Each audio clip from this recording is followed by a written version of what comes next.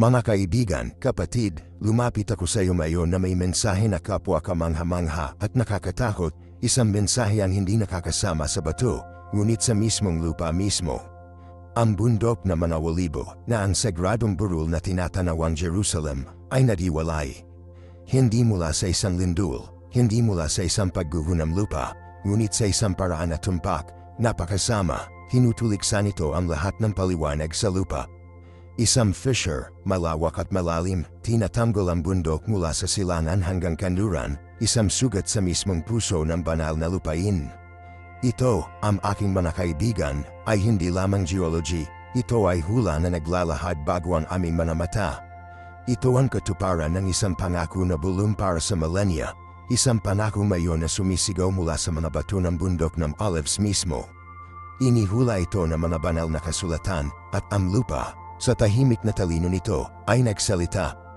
Zacarias Kapitulo 14 Versikulo 4, isang talutudang madalas na pinag-iisipan, ngayon ay sumisigaw na may hindi may kakailangan na kilanawan. Sa araw na iyon ang kanyang mga paa ay tatayo sa bundok na Manawalibo, silaman ng Jerusalem, at ang Mount of Olives ay mahati sa dalawa mula sa silaman hanggang kanluran, na bumubuo ng isang mahusay na lambak. Ang mga salita, sa sandaling abstract, ngayon ay echo na may isang palpable reality. Ang mga imahe ng satellite ay nagpapakita ng chasm, isang perpektong dibisyon, isang kirurhiko na paghiwa sa tanawin. Kinukuha ng footage ng security camera ang isang ethereal na gintong ilaw na nagmula sa kailaliman ng fissure, na sinamahan ng mga tunog na inilarawan bilang mga pagsabog ng trumpet at tunog na tumusok sa belo sa pagitan ng lupa at banal. Ang mga autoridad, maliwanag, ay nalilito. Ang mga geologists, kasama ang lahat ng kanilang mga pang-agham na instrumento, ay nakatayo. Nagsasalita sila ng mga imposibilidad, ng mga hindi maipaliwanag na mga phenomena. Ngunit para sa mga may mata na makita at marinig ang manatay na, malinaw ang sagot. Hindi ito isang geological event, ito ay isang banal na interbensyon. Ito ay isang tanda, isang clarion na tumawag sa pag-iwas sa kawalan ng pagbibigil sa mga kaganapan na inihula sa banal na kasulatan. Isaalang-alang ang bundok na Manawalibo mismo, isang lugar na stit sa sagradong kasaysayan, isang tahimik na saksi sa millennia ng pananampalataya at pakikibaka.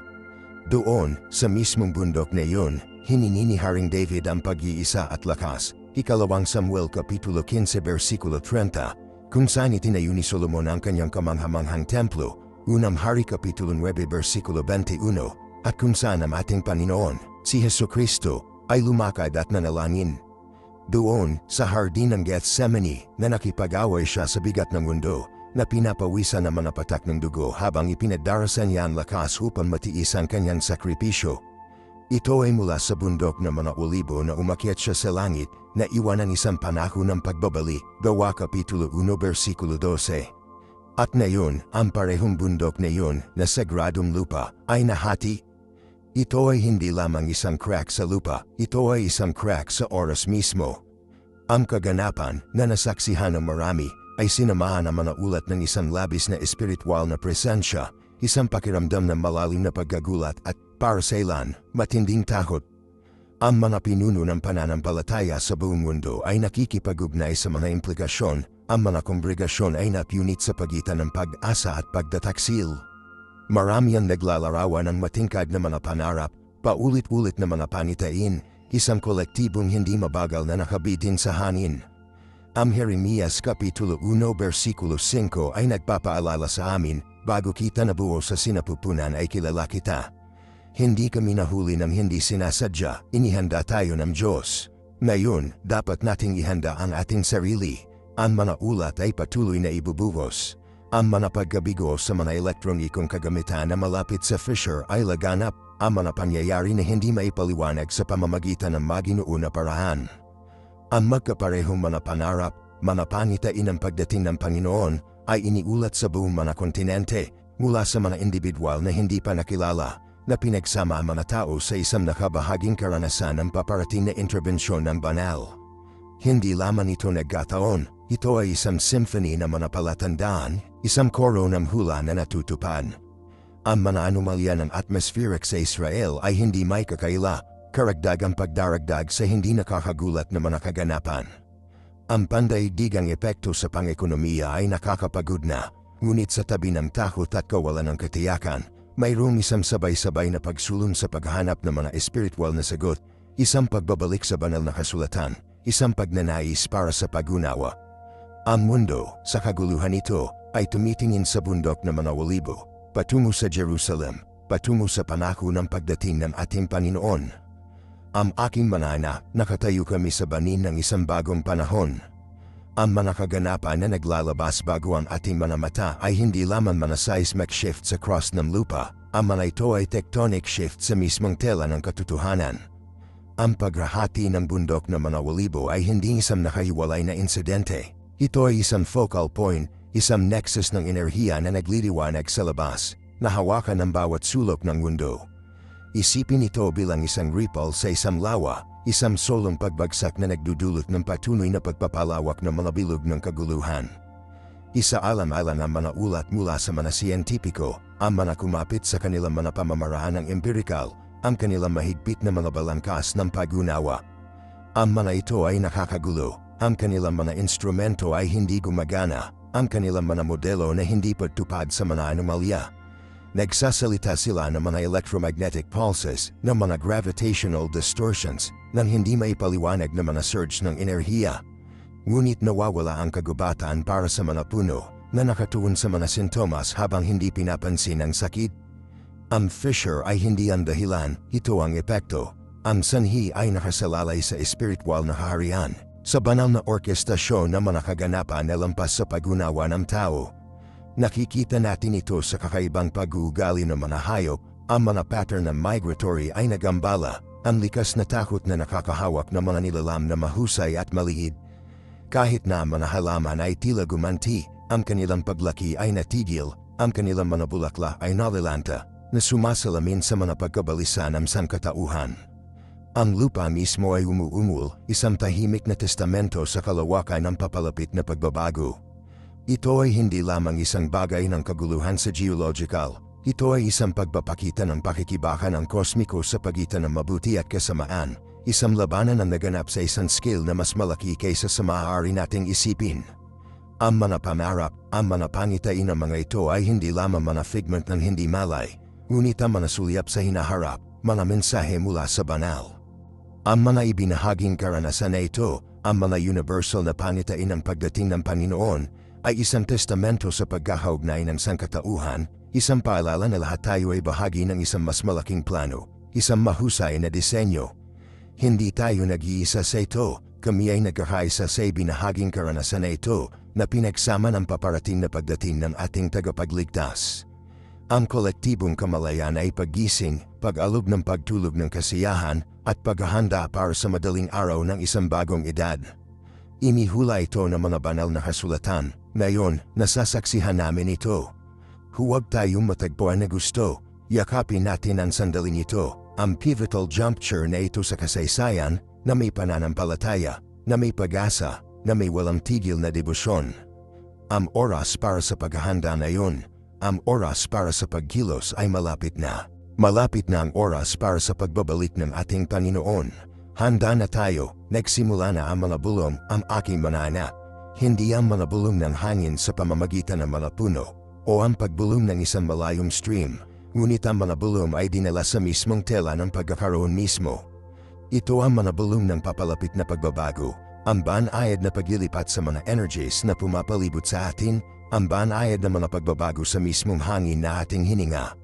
Naramdaman nila, hindi naririnig, isang premonition ng kalabisan na darating.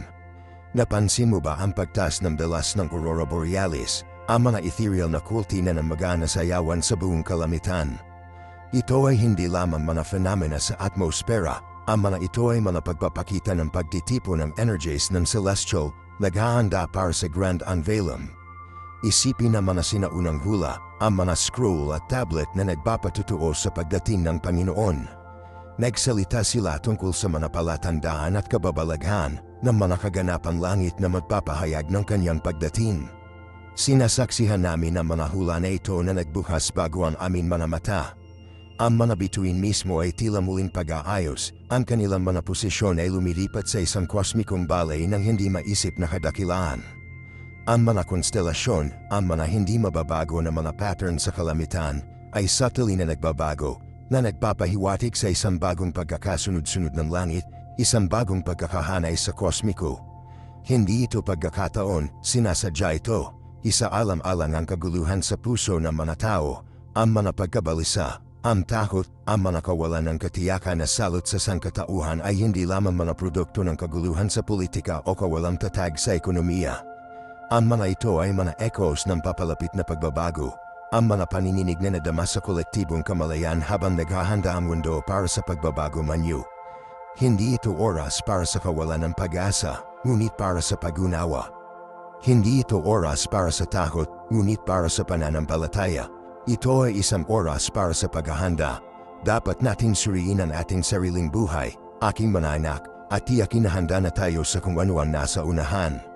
Nabubuhay ba tayo alinsunod sa banal na kalooban?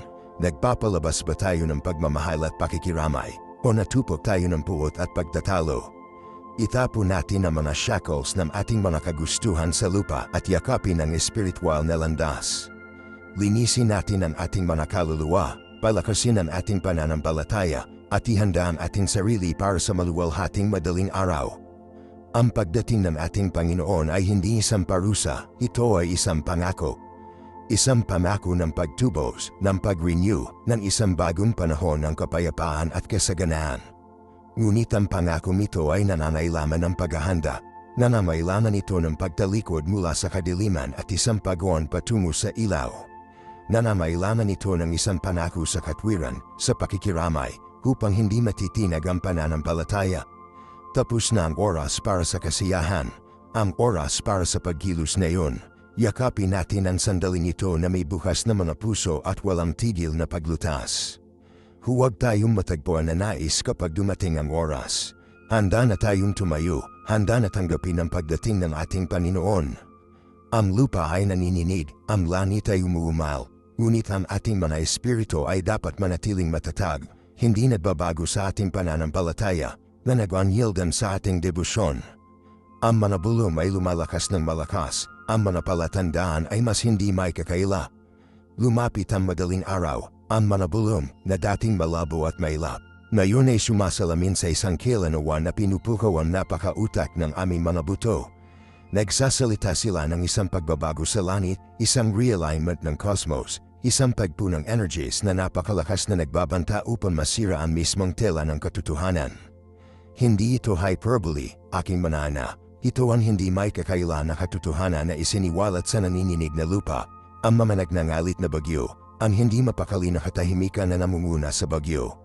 Tumingin sa mga hayop, ang mga intuitive na nilalang na napakatindi sa mga ritmo ng lupa. Ang kanilang pag-uugali ay naging hindi wasto, ang kanilang mga paglilipat ay nagambala, ang kanilang mga instincts ay nababagabag. Nararamdaman nila ang papalapit na pagbabago, ang kaguluhan na magbabago sa mundo tulad ng alam natin.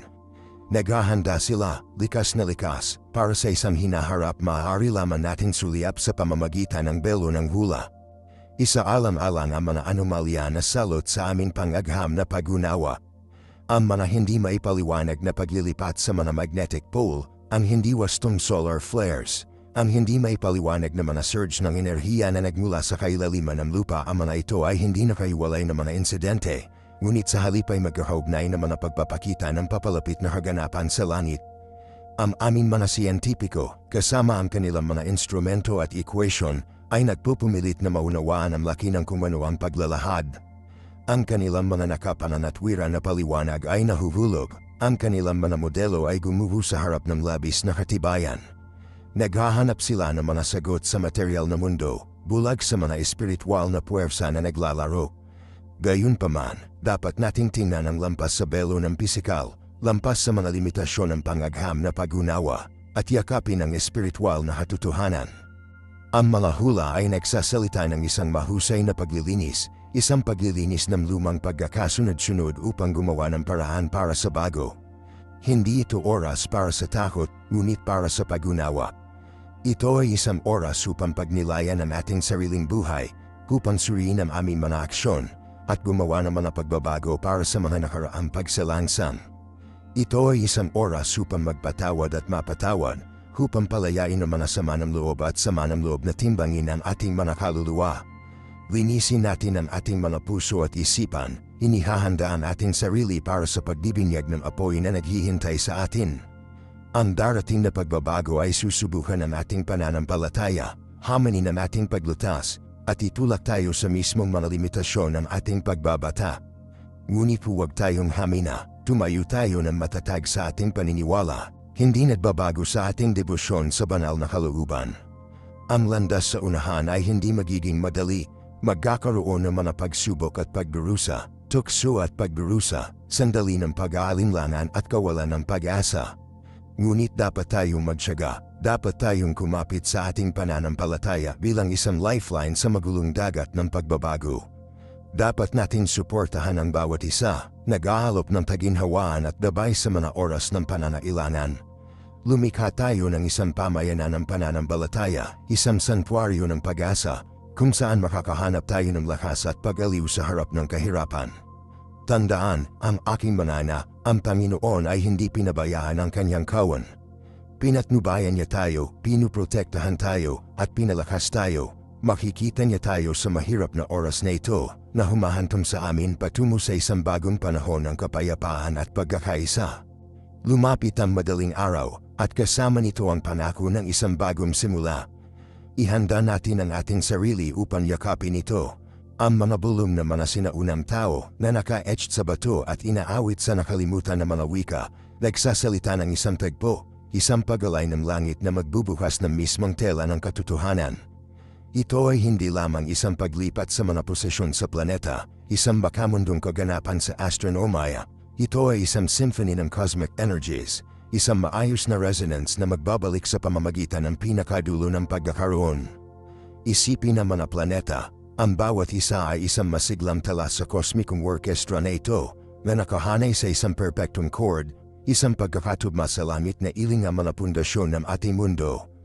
Ang pagkakahanay na ito, ang aking manana, ay ang trigger, ang catalyst para sa mahusay na pagbabago nganyo. Isipin ang mundo mismo, isang buhay na organismo, paghinga, pulsan na may isang sinaunang enerhiya. Para sa mga Ins, pinangalagaan ito ang buhay, na cradled na sibilisasyon, na saksihan ng pagtaas at pagbagsak ng mga imperyo. Ngunit ngayon, naramdaman din ito ang papalapit na pagbabago, ang mga panginginig ng Cosmico Symphony na nag-vibrate sa pamamagitan ng pagiging nito. Ang lupa ay humagulgul, nagbubuntong hininga, at nagbabago, naglalabas ng mga pent-up energies sa anyo ng mga lindol, pagsabog ng bulkan, at hindi mahulaan ng mga pattern ng panahon. Ang mga ito ay hindi random na mga pangyayari, ngunit sa halip, ang sariling tugon ng Earth sa papalapit na kaganapan sa langit, isang pagpapakita ng sarili nitong malalim na pagupo para sa pag-renew. Isaalang-alang ang mga hayop, ang mga nilalang na nagtataglay ng isang pangunahing koneksyon sa mundo, isang mas malalim na pag-unawa sa mga likas na ritmo na namamahala sa ating pag-iral. Sila ang mga harbingers ng pagbabago, ang tahimik na mga saksi sa hindi nagbubuklod na drama. Ang kanilang pag-uugali, tulad ng sinabi ko, ay lalong naging mali, na sumasalamin sa lumalagong kawalang tatag ng lakas ng mundo. Alamin ang kanilang paglipat, ang kanilang mga ritual sa pag-aasawa, ang kanilang mga pattern ng pugad, lahat ay subtly na paglilipat, humaangkop sa hindi nakikita mga puwersa na nilalaro. Naghahanda sila, likas na likas, para sa isang mundo na kapansin-pansin na iiba sa alam natin. Inaayos nila ang kanilang mga pandama sa papalapit na Cosmico Symphony. Inaasahan ang crescendo na magsisilbi sa isang bagong panahon. Kami, bilang mga tao, ay konektado din sa kosmikong sayaw na ito, na magkasama sa tela ng universo. Kami rin ay makakakita ng mga banayad na paglilipat, ang banayad na mga pagbabago sa laraman ng enerhiya. Marami sa inyo ang maaaring nakakaranas ng mga pagbabago nito, pinataas na intuisyon, matingkad na mga pangarap, isang pakiramdam ng hindi mapakali, o marahil, isang hindi maipaliwanag na pakiramdam ng pag-asa. Hindi ito manapalatandaan ng kabaliwan o kahinaan, ngunit sa halip, mga indikasyon ng ating pagising, ang ating lumalagong kamalayan sa kaganapan langit at ang malalim na mga implikasyon nito. Yakapin natin ang mga pagbabago nito, hindi matakot sa kanila. Gamitin natin ang mga ito bilang mga gabay, tulad ng mga signpost sa landas patungo sa espiritual na paggising. Ang landas patungo sa isang bagong pag-unawa sa aming lugar sa loob ng disenyo ng Grand Cosmic. Kami ay hindi lamang mga pasibo na tagamasid, ngunit ang mga aktibong kalahok sa hindi nagbabago na drama na ito, at ang aming mga pagpipilian, ang aming mga aksyon, ay matukoy ang kinalabasan. Ang susi, ang aking mga anak, ay namamalagi sa pag-unawa sa pagkakaugnay ng lahat ng mga bagay. Hindi tayo hiwalay sa lupa, mga hayop, mga bituin, kami ay inextricably na nakaling na pinagsama ng hindi nakikita na mga thread ng enerhiya, pinagtatpi sa mismong tela ng pagkakaroon. Ang kosmikong pagkakahanay na ito, ang celestial symphony na ito, ay hindi isang panlabas na kaganapan, ngunit isang paloob, isang salamin ng mga pagbabagong nagaganap sa loob ng bawat isa sa atin. Isipin ang puso ng tao, isang microcosm ng universo mismo, na matalo sa ritmo kasama ang pulso ng lupa. Ang maindayog na pag-contraction ito ay sumasalamin sa ebb at daloy ng mga cosmic energies, isang testamento sa aming malalim na koneksyon sa cosmos. Kapag ang lupa ay humagulgul, gayon din ang ating puso na sumasalamin sa sakit nito, ang pagnanais nito para sa pagbabago manyo. Kapag ang mga bituin ay nakahanay, ang aming mga puso ay sumasalamin sa isang bagong enerhiya, isang pag-agos ng sigla na gumising sa ating potensyal na potensyal. Isaalam-alang ang mga sinaunang tradisyon ng karunungan, ang mga alamat na nagsasalita ng isang oras ng mahusay na pagbabagong anyo, isang panahon ng kaguluhan at pag-renew. Ang mga kwentong ito, na dumaan sa mga henerasyon, ay hindi lamang pabula, ngunit ang mga echoes ng mga nakaraang mga kaganapan sa langit, buno mula sa universo mismo, na gumagabay sa amin patungo sa isang mas malalim na pag-unawa sa aming lugar sa kosmikong drama. Pinag-uusapan nila ang siklo ng likas na katangian ng pagkakaroon, ang hindi maiiwasang pagtaas at pagbagsak ng mga sibilisasyon, ang patuloy na interplay ng paglikha at pagkawasa. Tumingin sa mga pattern ng kasaysayan, ang mga siklo ng paglago at pagkabulo, ang pagtaas at pagbagsak ng mga imperyo. Ang mga ito ay hindi mga random na pangyayari, ngunit ang mga pagmumuni-muni ng mas malaking kosmiko na siklo na sumasalamin sa mga ritmo ng universo. Ang mga sibilisasyon ay tumataas at nahuhulog alinsunod sa sayaw ng celestial, ang kanilang mga patutunguhan ay magkakaugnay sa mga paggalaw ng mga bituin. Ang kasalukuyang kawalang tatag na nasasaksihan namin ay hindi isang anomalya, ngunit isang mahuhulaan na bahagi ng Grand Cosmic Cycle na ito, isang paunang pag-asa sa isang bagong panahon, isang bagong simula. Ang pagbabago nito, gayunpaman, ay hindi magiging madali. Mangangailangan ito ng lakas ng loob, nababanat, at isang pagbayad na yakapin ang hindi alam. Haharapin natin ang mga hamon, pagsubok ng ating pananampalataya at ating paglutas. Magkakaroon ng mga sandali ng pag-aalinlanan, mga sandali ng takot, kapag ang bigat ng mundo ay tila mabigat na madala. Ngunit sa mga sandali nito, ang aking mga anak, na ang aming tunay na lakas ay ihayag. Ito ay sa harap ng kahirapan na matutuklasan natin ang ating panloob na pagiging matatag, ang ating kapasidad para sa paglaki at pagbabago manyo. Hindi tayo dapat sumuko sa takot, ngunit yakapin ang hamon, sapagkat ito ay sa pamamagitan ng pagharap sa ating mga takot na tunay na nagising tayo. Ito ay sa pamamagitan ng pagharap sa kadiliman na nahanap natin ang ilaw. Ito ang ipinapako ng pagbabago manyo, ang forge kung saan tayo ay muling ipamanap. Ang pagkakahanay na ito, ang symphony na ito, ay hindi lamang mag-reshape sa mundo sa paligid natin, kundi pati na rin ang reshape sa amin mula sa loob. Dapat nating ihanda ang ating sarili, dapat nating palakasin ang ating mga espiritu, dapat nating gisingin ang ating panloob na ilaw, dapat tayong maging pagbabago na nais nating makita sa mundo, at paano natin ihahanda ang ating sarili para sa malalim na paglilipat na ito. Nagsisimula ito, ang aking banana, hindi sa mga magagandang kilos o pagwawalis na mga pagpapahayag, ngunit sa tahimik, introspektibong gawain ng pagtuplas sa sarili. Dapat nating balutas ang malalim sa loob, paggalugad ng mga corridors ng labyrinthine ng ating sariling pagkatao, hindi alamang inilibing na kayamanan ng ating potensyal. Ang paglalakbay na ito sa loob ay isang paglalakbay sa sarili ng kaalaman sa sarili, isang pagsisikap na maunawaan ang ating tunay na kalikasan, ating lakas, ating kahinaan, takot at ating mga adikain.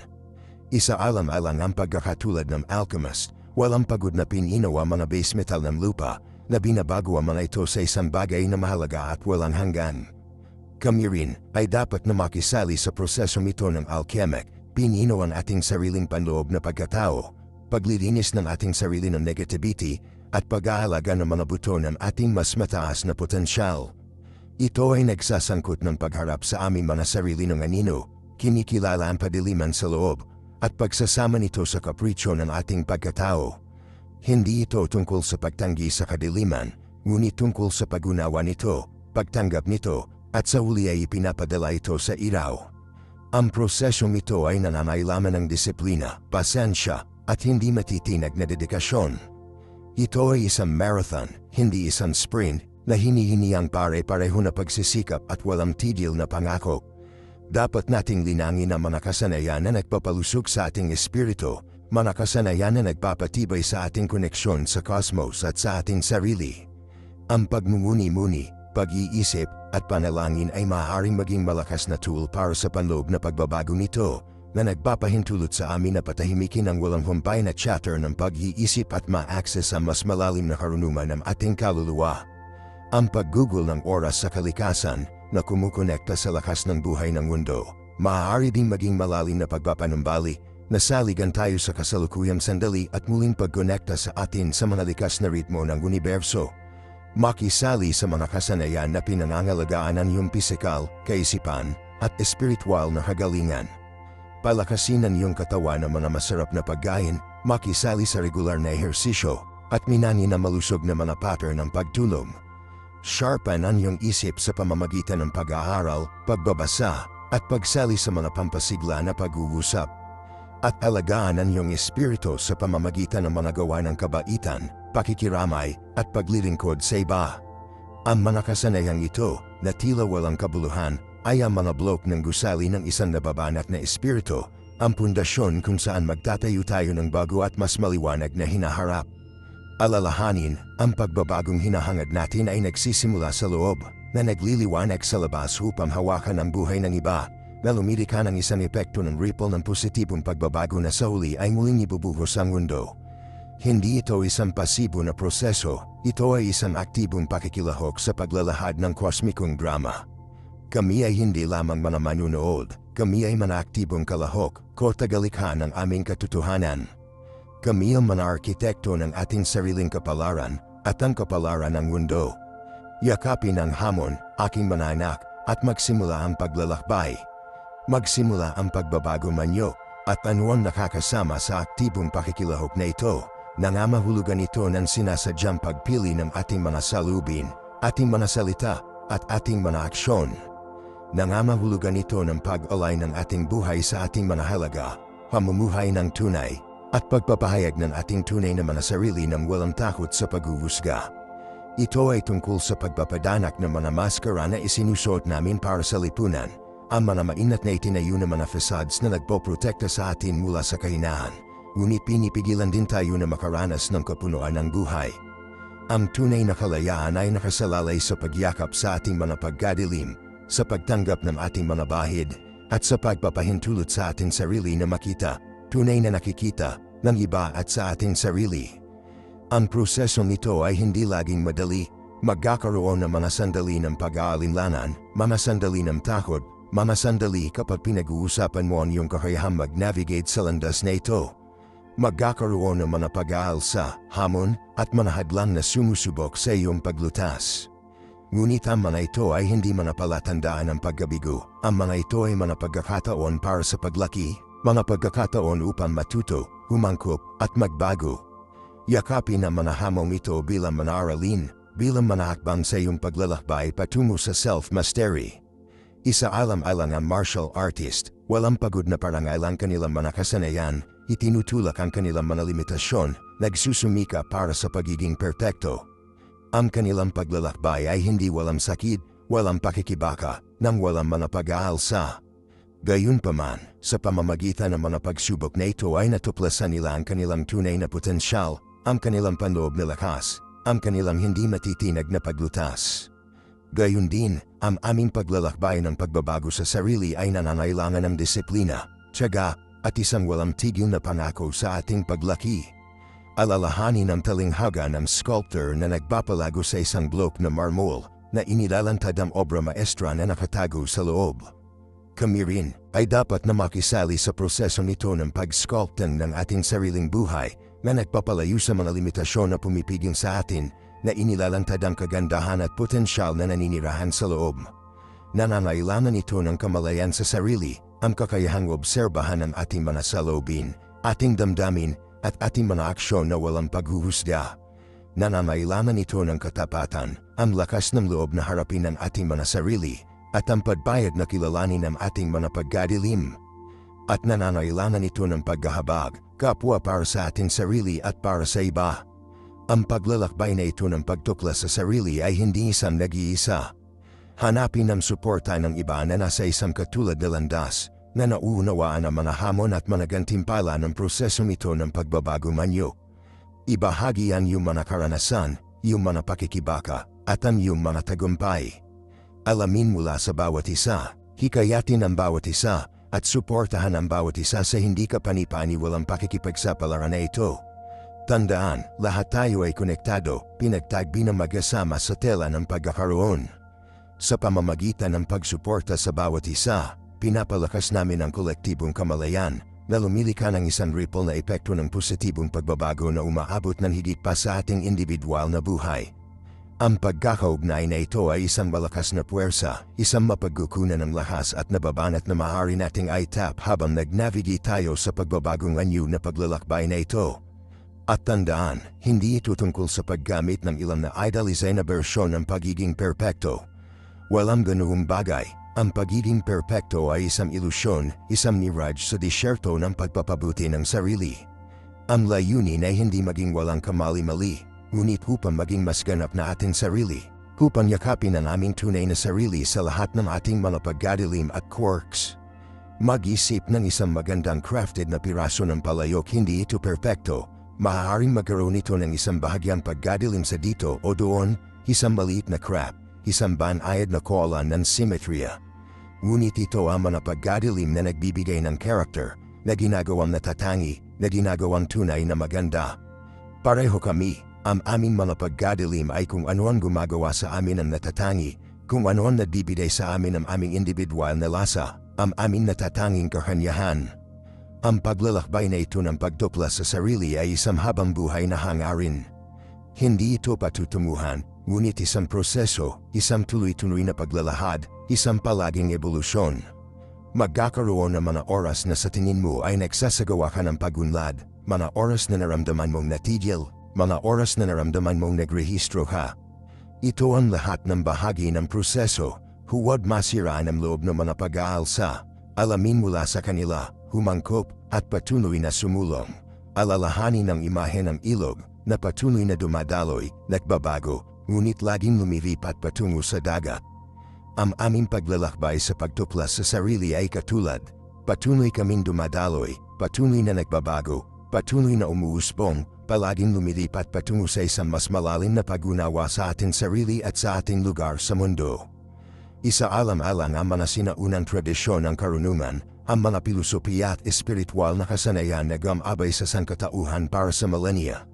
Lahat sila ay tumuturo sa parehong mahalagang katotohanan. Ang landas sa self-mastery ay isang landas ng kamalayan sa sarili, pagtanggap sa sarili, at pakikiramay sa sarili.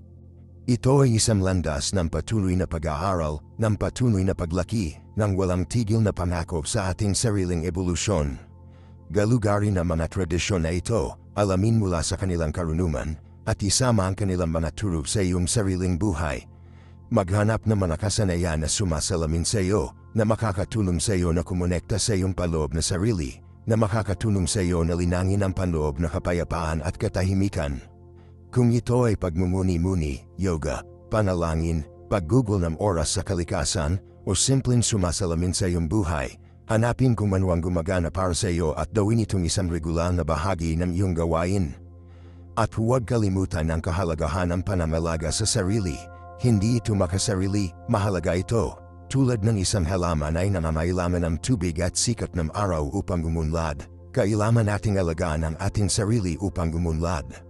Nangangahulugan ito ng pag-aalaga ng ating pisikal na kalusugan, ating kagalingan sa emosyonal, at ating mga espiritual na pananailanan. Nangangahulugan ito ng pag-prioritize ng mga aktibidad na nagdudulot sa atin ng kagalakan, na nagpapalusok sa ating mga kaluluwa, na makakatulong sa amin na makaramdam na konektado sa isang bagay na mas malaki kaysa sa ating sarili. Nangangahulugan ito ng pagtatakda ng mga hangganan, na hindi sinasabi sa mga bagay na dumadaloy sa ating enerhiya, at nagsasabing oo sa mga bagay na nagpapasigla at nabibigay inspirasyon sa atin. Ang panamalaga sa sarili ay isang gawa ng pag-ibig sa sarili, isang gawa ng paggalang sa sarili, at isang mahalagang sangkap sa recipe para sa isang matupad at makabuluhang buhay. Tandaan, hindi ka maaaring ibuhos mula sa isang walang laman na tasa. Alagaan mo muna ang iyong sarili, at pagkatapos ay magkakaroon ka ng enerhiya at kapasidad na ibuhos sa iba. Hindi lamang ito pag-iingat sa sarili, ito ang pundasyon kung saan itinayo ang tunay na kabutihang loob at tunay na koneksyon. Kaya, paano natin ito may lalapat? Hindi ito tungkol sa mga magagandang kilos, ngunit tungkol sa maliit, pare-pareho ang mga pagkilos. Isipin ang iyong pang-araw-araw na gawain, saan mo maaaring isama ang kamalayan sa sarili. Marahil ay nagsisimula ka sa bawat araw na may ilang minuto ng pag-iisip, simpleng pag-obserba ng iyong hininga, napansin ang iyong mga salubin at damdamin ng walang paghuhusga. O baka panatilihin mo ang isang journal, isang puwang upang galugarin ang iyong paloob na mundo, upang pagnilayan ang iyong mga karanasan, upang maproseso ang iyong emosyon. Ang gawain ito ng journal ay hindi tungkol sa perpektong prosa, ito ay tungkol sa matapat na pagpapahayag ng sarili. Isaalang-alang ang mga tao sa iyong buhay, sino ang nagpapalusog sa iyong kaluluwa, sino ang nag-drains ng iyong enerhiya. Ang pag-unawa sa mga dinamikong ito ay mahalaga. Ang pag-aalaga ng mga relasyon na nagpapasigla sa iyo, na nagtatakda ng mga hangganan sa mga taong nagpapahintulot sa iyo, ito ay pag-aalaga sa sarili sa pagkilos. Ito ay tungkol sa sinasadyang pagpili ng kumpanya na iyong pinapanatili, ang mga kapaligiran na iyong tinitirhan, at ang mga aktibidad na nakikipag-ugnay sa iyo. Tandaan na ang pagtanggap sa sarili ay hindi tungkol sa kasiyahan. Hindi ito tungkol sa pagbitiw sa iyong sarili sa iyong mga bahid.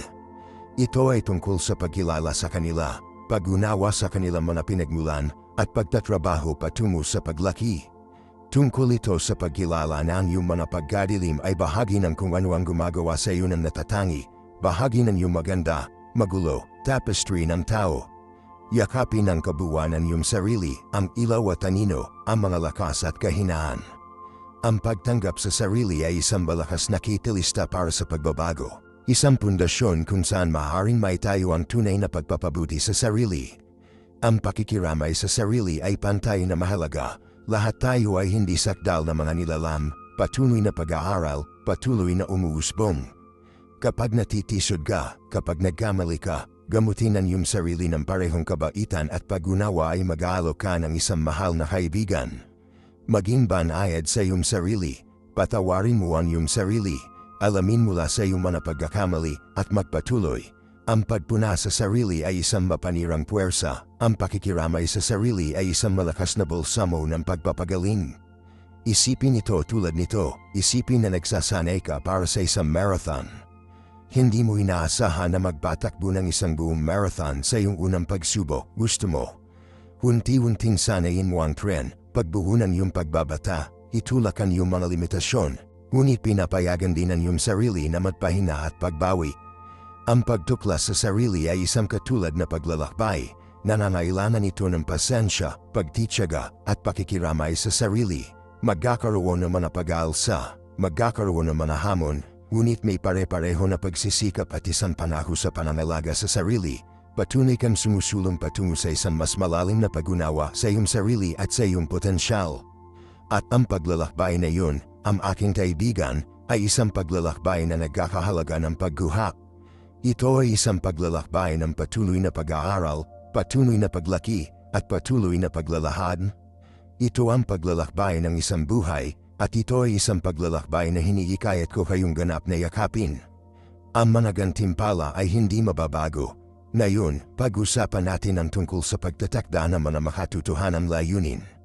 Maraming mga tao ang natitisod sa kanilang paglalakbay sa pagtuklas sa sarili dahil nagtatakda sila ng hindi makatutuhanang mga inaasahan. Nilalayo nila ang napakalaking pagbabagong anyo ng magdamag.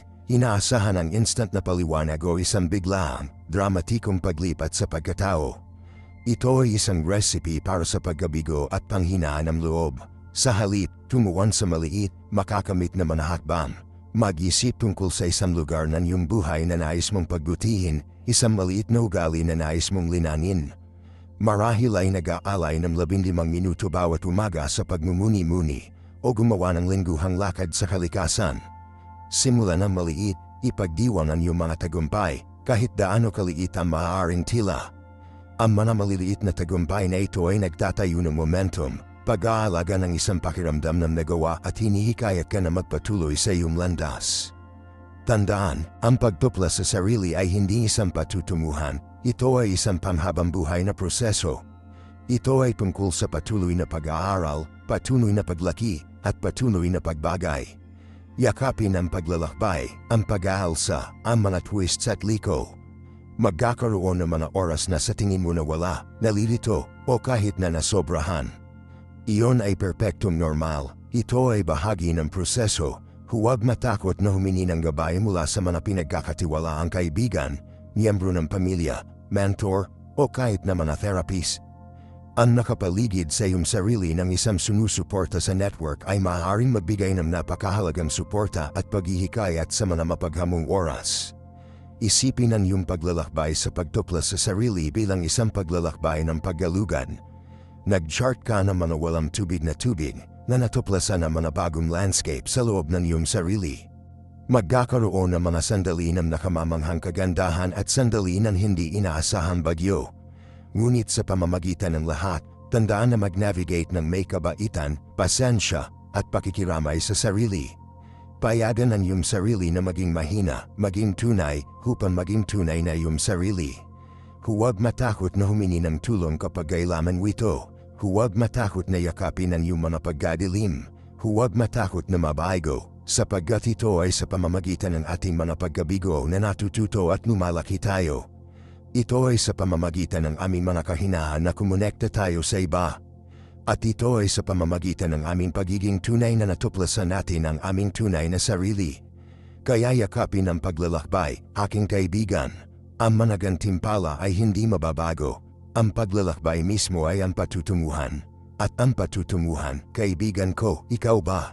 Isang mas buong, mas mayaman, mas tunay na sayo. Kaya, anong lugar ng iyong buhay ang tutituan mo muna sa pagpapabuti? Ipaalam sa akin sa mga komento sa ibaba.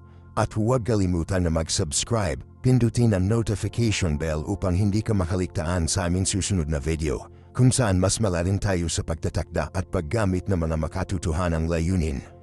Hanggang sa pagkatapos, panatilihin ang paggalugad, panatilihin ang paglaki, at panatilihin ang pagiging kamangha-mangha sa iyo. See you ngayon, ito ang pag-sign off ni Marco.